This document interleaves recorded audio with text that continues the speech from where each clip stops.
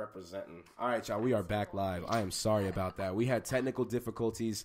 Something weird happened in the mic where we couldn't hear ourselves, and there was a weird delay. But never mind that. Log on to MikeRileyNow.com. Click the top of the page. Listen to the show live. Still, that's what happens when you go live. If we weren't live, you wouldn't have witnessed that. Technology is man. I Complicated. love it. Who Wait knew? till we have like an actual show. You're gonna really be on Is there here. any way that we can move this so that it's up straight up? Try to go ahead and do it anyway. Okay, so we're I dealing hope with I the don't make camera. anyone Sorry, everyone. nauseous. But let's go ahead and jump into the show. Let's jump right into it. And I think we left off talking about the Hawaiian judge. Yes, how we he did. blocked Boycotting. down, how he boycotted the travel ban, and there was the Hawaiian ban, and there was that whole thing like that. But one of the biggest things that happened this week, like I said, was Trump's budget. There was the budget plan that rolled out. And with the budget plan, basically what happens, this is how the government decides how we're going to spend our money, right? So what Trump proposed was taking specific parts of our budget, cutting it, and allocating it all to the military. You know, most of it to the military. So we're cutting like the EPA, we're cutting the Department of Education, we're cutting lots of vital programs, social programs, in favor of fueling a military-industrial complex, if you will. Because we know how poorly underfunded our military is. Right. I mean, they're just grasping at straps. Right. We have, and for those of you who understand, my girl Charlie was being extremely facetious there because we have the largest military in the world by far. Have for ages. By far, and it has tons and tons of money. We're not lacking. Definitely There's a reason why the rest of the world is batshit terrified of America. And Not it's to because mention, we ain't lacking in a military. Right. We have bases based all across this world. Excuse me. All across this world. That happened on live radio. I can't believe that. What just happened? No. Man, this live thing is cool. It's pretty new. But anyway, and to segue into that, there's also the healthcare thing, right? Now, we're going to kind of talk about this in conjunction a little bit tonight because with war and with what's going on with healthcare, there is kind of a conjunction, if you will. They're kind of corresponding with each other in a weird kind of way, right? And I'm going to try to explain how. Okay. So when the Republicans rolled out their healthcare, their Obamacare replacement that happened last week, their whole argument is we want Americans to have access to healthcare, right? So basically, you don't have healthcare as a right.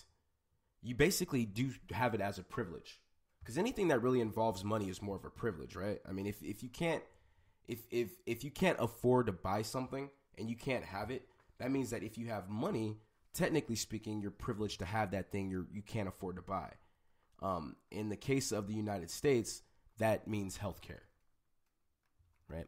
So there comes a level of income inequality. So technically speaking, it's not a right. Healthcare isn't a right, okay? Whether you believe that's right or wrong, that's up to you. I mean, I really want people to call into the show so we can talk about it. Please. But you should let them. People. Cam is on this Instagram thing. She is not playing with it tonight. She's like, "Go ahead, Cam. I'm not mad at you though. We gotta shout out our Instagram fans. They're very, very important." Well, I was trying to give them the phone. I know. I get you. If anybody knows the preamble to our Constitution, that says, I'm going to paraphrase here. I don't know it verbatim. Establish welfare that ensure domestic tranquility. That part, yes. Yeah. And provide, that part, the general provide welfare. For the common defense. And provide for the common defense and the general welfare. And also to your inalienable rights, which state that you have the right to life, liberty, and the pursuit of happiness. Now, when you break that down, what are your rights and what are the government's responsibilities to a sense? And I'm going somewhere with this, so follow me here, okay? Your right to life, right? What does that mean? You have the right to life. So if you get sick and you don't have any health insurance and you want to go see a doctor or something along those lines, or if something happens, if you start getting a pain in your chest or something along those lines, and you're either too poor to go see a doctor, or you have one of these junk healthcare plans that the Republicans are trying to put out, what they call affordability, like what happened before Obamacare. Because before Obamacare, you were able to buy these healthcare plans that were like $50 a month, $100 a month, and most of them were they're what they call junk healthcare plans. And junk healthcare plans basically are healthcare plans that really don't provide a lot of coverage. So like if you get sick, you go to the doctor, you're getting like a Band-Aid and a bottle of Robitussin, and they're telling you to go on your way. Or you have to go into debt, right? So when you have the right to life, doesn't that kind of mean the same thing? Isn't that the right to life? Now let's talk about another fundamental right, right? When I started to kind of listen, and as I'm listening to this, as I'm listening to these debates that are going on about the right to healthcare or not the right to healthcare, or the right to life, essentially, it kind of made me start thinking about like our other rights. Like we talked about this last week a little bit, but the right to the Second Amendment, the right to bear arms. Yeah. This one to me is something that, in my personal and honest opinion, really needs to be kind of broken down a little bit in a different way. It's strange. Healthcare and the Second Amendment are pretty much ass backwards. Yeah, well, I mean, we're... For lack of a better... And I know this is a controversial subject. I know a lot of people... The United States of America... I grew up here. For all intents and purposes, we are one of the most violent, gun-obsessed countries on the face of the planet. And I know because I was one of those gun-obsessed people at one point. When I was a kid, I used to love guns. I grew up with guns. My dad was a gun nut. My dad taught me how to shoot. He taught me how to clean guns. I knew everything about guns. I could tell you, I was the kind of person where I'd watch a movie and I'd be like, oh, he got an M16, or that's a Uzi, or that's a Tech 9, or that's a 7.62 or whatever. That's a 308, or blah, blah, blah. I was really into it, and I love to shoot. And I still like target shooting. It's pretty fun. But like I said before, in my opinion, and I want people to really think about this. When I do this show, what I'm trying to do, and hopefully what I'm doing by the grace of God, is I'm hoping I open up your mind a little bit. I get you to think a little bit, think rationally, to kind of challenge your thinking. Right? Do we honestly really have the right, or should we have the right to have guns versus the right to have health care? We live in a country where you have the right to take away a life before you have the right to save your own. That's the point I'm trying to make. Exactly, Charlie. It seems a little, like I said, to me, it's a little ass backwards. Well, okay. Well, let's break the Second Amendment down a little bit. Most people I meet don't know what the Second Amendment says verbatim, and I kind of want to read it verbatim real quick to see if anybody can help me out here. Okay, the Second Amendment says verbatim: a well-regulated militia, being necessary to the security of a free state, the right of the people to keep and bear arms shall not be infringed. Does anybody know what the hell that means? No, honestly, let's say it again. A well-regulated... This is what the Second Amendment says. Break it down. Comma quote. This is what the Second Amendment says. All my people listening live on Spreaker, everybody on Facebook Live, everybody on Instagram Live. This is what the Second Amendment says. It says a well-regulated militia. Strong army. Being necessary to the security of a free state. The right of the people to keep and bear arms shall not be infringed. Besides the point, first of all, to me, that sounds ambiguous as hell. Like the language is Victorian enough to the point where the debate over this has been taken to the Supreme Court. Because the language is just so ambiguous on it. Like, what does that even mean? A well-regulated militia? You mean like the National Guard? You mean like the United States Army? Well, the language is outdated as the law itself, to be honest. Right, because the law was written in 1789. When it took about 8 minutes to load a gun, you had a lot of time to rethink the situation while you're sitting there stuffing gunpowder in. Doing the musket thing. You're sitting there thinking, maybe it's okay. Maybe we don't need to kill each other over this little argument. Right. Not to mention you couldn't kill a whole slew of people. Yeah, and now we have exist. semi-automatics that go right away. That And can mow down a whole bunch of people in no time. And healthcare wasn't given as a right because healthcare didn't exist at this point. When the Constitution was made, there was no form of healthcare whatsoever to base it off of. So of course it wasn't in the Constitution. They didn't just like randomly create it. Right. But they said a right to life, and at that point, life was the epitome of what then became our healthcare. It's all they could say at that point was that you have the right to life. And when we found a way to save lives, i.e. health, doctors and new vaccines and medication, and a right to healthcare, and realised that that would cost money, it should encompass under this whole right to life that we intrinsically have a right to keep that life going. Yeah, I mean, and really, back in 1787, I know, like you said, they weren't necessarily considering that, but that is what the right to life really means. But let's dig into this a little bit further, right? So, in the gun industry, in the world of guns, right? For people to, when I hear people say, okay, let me ask you another question. Let me present this another way. For everybody out there who's listening, let me ask you a question. Do you feel like you have the right to drive a car? Not yet. I only have my permit. Well, I'm speaking in basic principles, right? For most people, when they hear driving, everybody encompasses the idea that driving is a privilege. I mean, am I right? Driving is a privilege, right? So if driving is a privilege, and why is driving a privilege? Driving is a privilege, well, because it can be dangerous. It can be dangerous. It has the possibility of causing harm to others. And if you cause harm to others, then because it's a privilege, by definition, it can be revoked in certain circumstances. Not to mention, you have to be licensed by the state to be able to drive a car. You have to pass an evaluation. You have to pass both a physical and a mental, or you visual. have to visual and a physical one where you have to do it in front of people. There's more evaluations to getting a driver's license than there are to get a gun permit. You can walk in and you can, in some states. Not in some states. Yeah, not some states. Definitely not here in California. It's very different, but yeah, in some states you can walk straight in and say, "Oh, I'd like to purchase a gun. Can I get a gun license?" And they'll hand it over to you. And there's no complications, really. I mean, there's a few complications too. You have to pass a background check, if you will.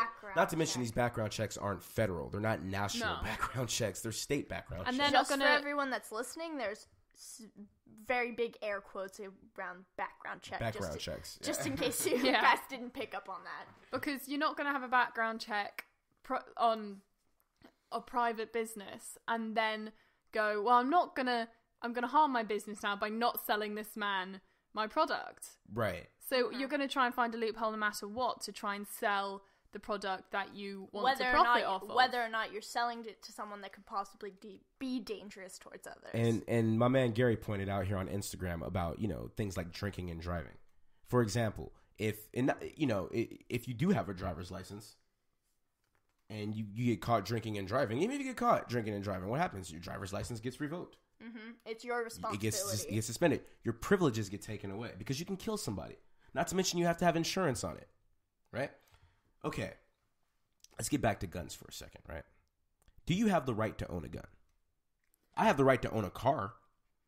I have access to a car, but do I have the right to drive it?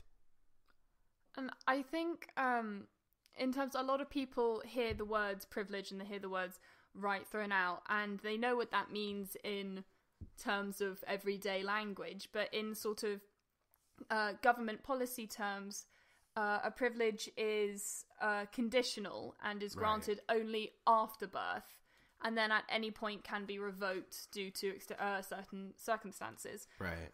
Whereas a right is an inherent, irrevocable entitlement held by all citizens or all human beings at the moment of birth.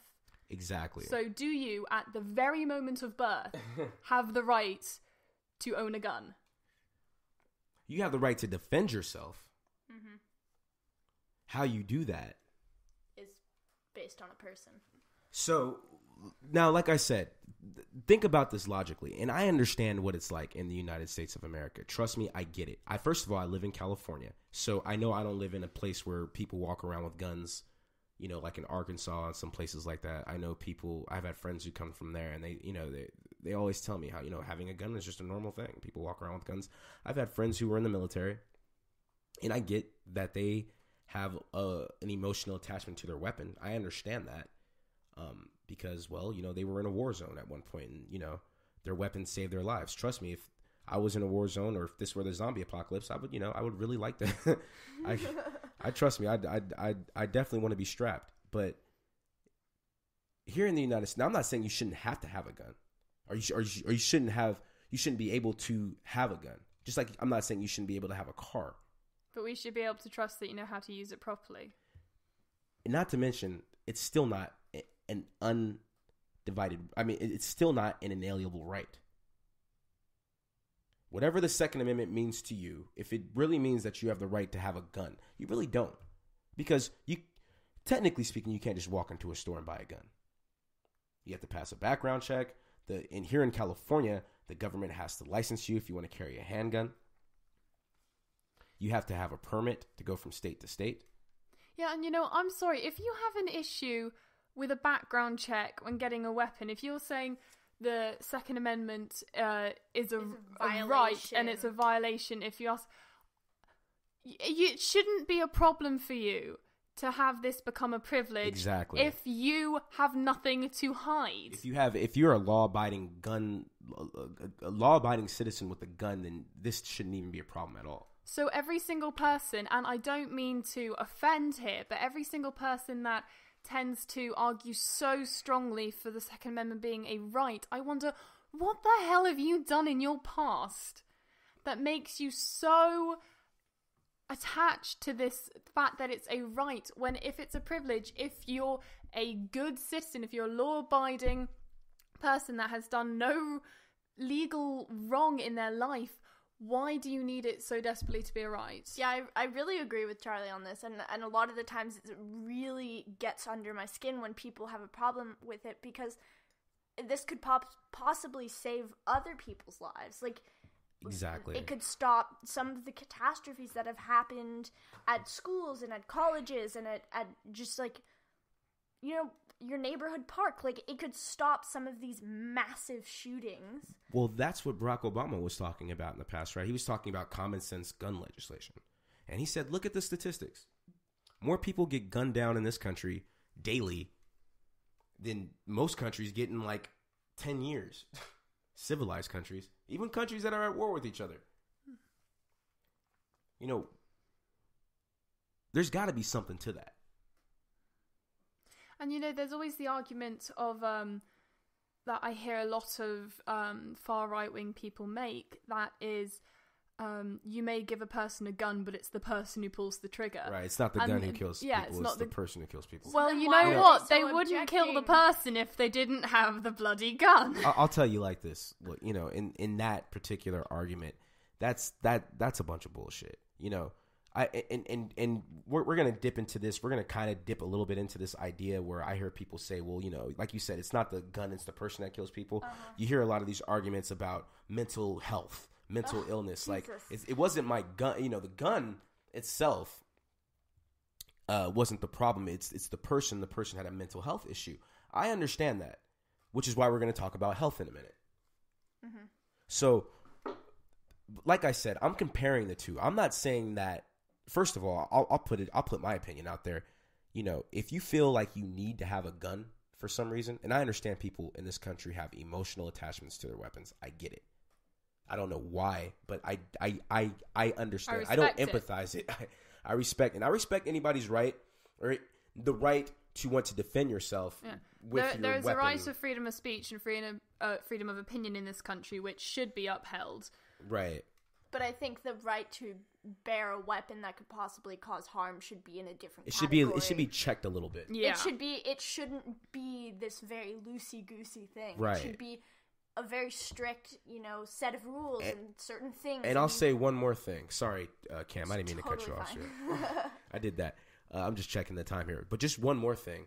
The health or the insurance companies, I think they're in the wrong damn business. Why? Like I said, we're gonna segue this into healthcare because the medical industry is a profit motive industry. It's driven by profit, especially for insurance companies. Why? Because they can make a buck off of human beings. Everybody's gonna get sick. Everybody's gonna get hurt sooner or later. You're gonna need that health insurance. It's so you have a customer for life. That's not fair. That's not okay. That's inhumane. What they should do is get into the gun industry. Why not have a law, a federal law, where if you want to own a gun, you have to have liability insurance on it. Just in case you screw around and kill somebody, you're actually liable. There you go. Sorry, we're switching juice here. We have apple juice. We got to give our phones apple juice. Apple juice is juice for your apple. You get it? Like he thinks he's funny. Ha ha ha ha ha ha ha ha. I love the poorly educated. Yes, I am. Okay. No, but and think about it. Insurance companies will make billions. More than they already do. However many guns you own, that's you have to have higher insurance. If you buy more bullets, if you kill somebody, X, Y, and Z. But whatever. They seem to already be perfectly fine with putting a price on human life. So right. Why not do it in the gun industry? So I'm saying all this to say that we have this hardcore idea of we have the right to own a weapon that can kill someone, but you don't have the right. You don't have someone. The right. Yeah, to healthcare, to life. You don't have the right to life. That's a privilege. Your life is not your own. Your gun's not your privilege. Your healthcare is a privilege. How is that living in a democracy, in a society where you look out for the general welfare for people? How are we coming together as a United States? E pluribus unum, we're all in this together. How does that encompass we're all in this together? When we tell somebody, you have the right to have a weapon that can kill people, but you don't have the right to get looked at when you're sick or when you're hurt, unless you have the money to do it. And like I said, that doesn't take away from the gun argument either, because really then, technically speaking, having a gun isn't really a right then, is it? Because you have to have money to buy a gun too, and you have to be checked out, and it's just, the language is wrong. Like I said, shit was written back in 1787 with a very ambiguous language. This was written this is written and has not been modified. Hasn't been modified a single word since a time when none of the people here speaking could have voted, and half the people speaking here weren't considered citizens, weren't considered people. Not to mention, yes, Charlie, that is true, and not to mention, the United States back then was one little sliver of the East Coast with 3 million people scattered across a vast continent where most people had agricultural jobs. It ain't like that no more. And for every duel that was agreed to be had, right. I think about an eighth of them actually went through. It's some crazy statistic like that. Every single time a duel was called and they pulled out their guns, it was always dealt with before the shooting occurred. So they had a right to bear arms, they had a right to defend themselves, but even they had the common sense to, more often than not, just don't do it. Well, yeah, and also at the time, they also didn't have semi-automatic guns that could mow down people in seconds. Mm-hmm. Like, which we've already made that point, but yeah. It just needs to be understood that, like, they didn't have the kind of ammunition or anything that we have now. The magazine capacities. Yeah. The whole bit. And for those of you who are saying, well, our guns are necessary, and not to mention the argument for wanting to own a gun, right? My favorite is, well, we need something to take over our tyrannical government. Cut the shit, right? There is nobody in the history of this country who's ever taken on the United States government with their gun.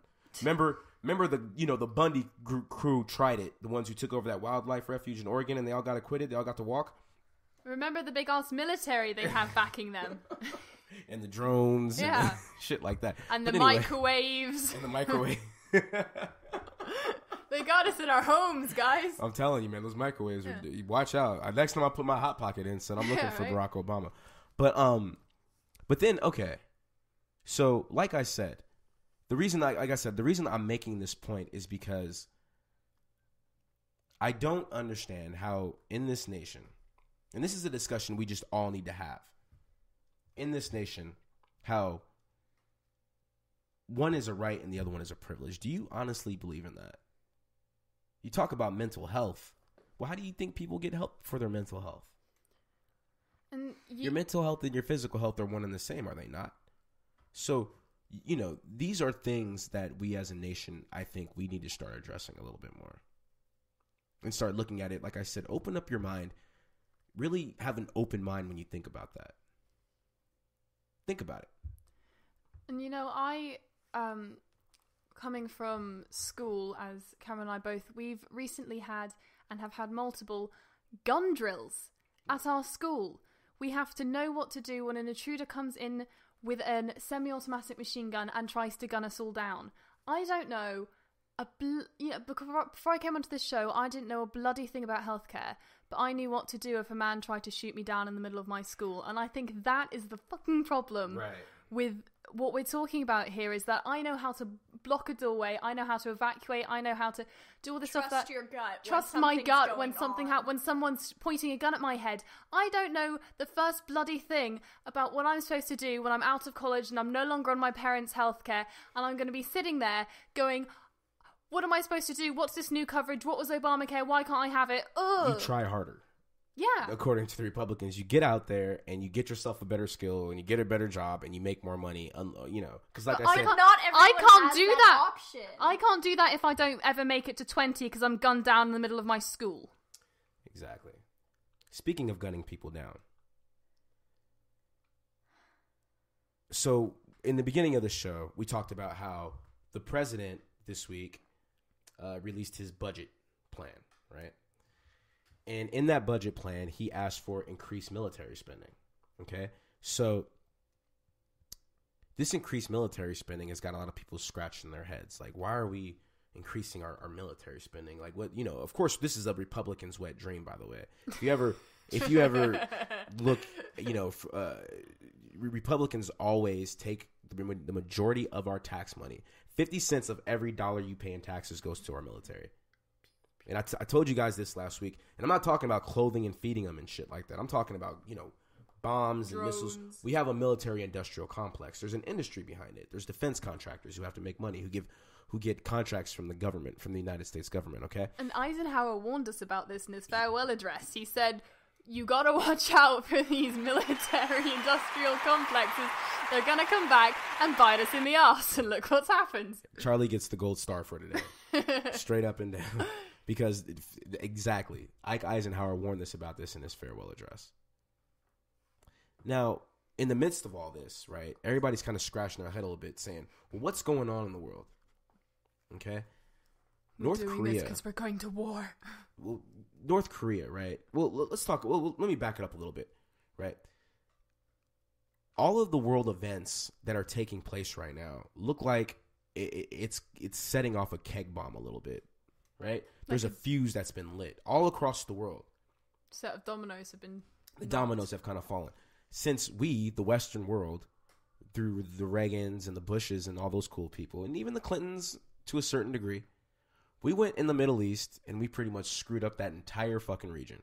We just screwed all their countries up. We screwed up Iraq. We screwed up Syria. We screwed up, what was the place Gaddafi? What was it? I'm having a brain fart right now. But yeah, we pretty much screwed up all these places with the exception of Saudi Arabia. No, because we have oil there. Because we're cool with them. Libya, that's the word I was looking for. Libya. We screwed Libya up. Syria's having a civil war. Africa, but okay. So what happens is all of these people in these countries that don't want to fight, that aren't part of any terrorist organizations, they're starting to swim over the Mediterranean Sea and spill over into Europe. As a result, there's been this huge backlash. Now, there was an election in the Netherlands yesterday where one of the more Trumpian candidates was supposed to win, running on this narrative of anti-Islam. He didn't win, thank God. But this is the sediment that's kind of being set, that's kind of being felt around the area. At the same time, Rex Tillerson, our Secretary of State, he's touring all across the East right now in places because of what's going on with North Korea.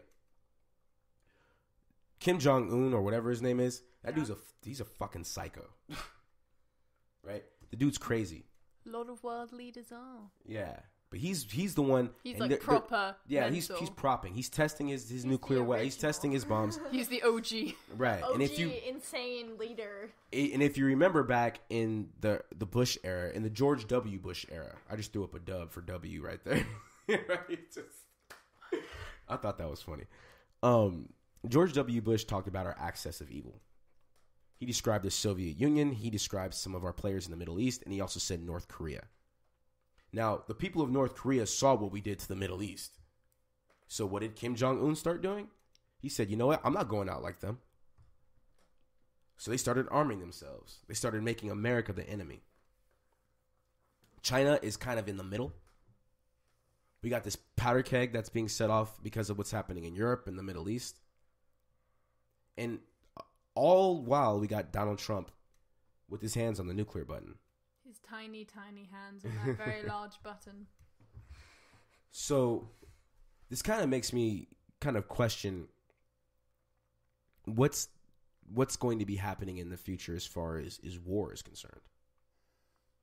Now, a world war at this point in history, it ain't going to be like the last World War, right?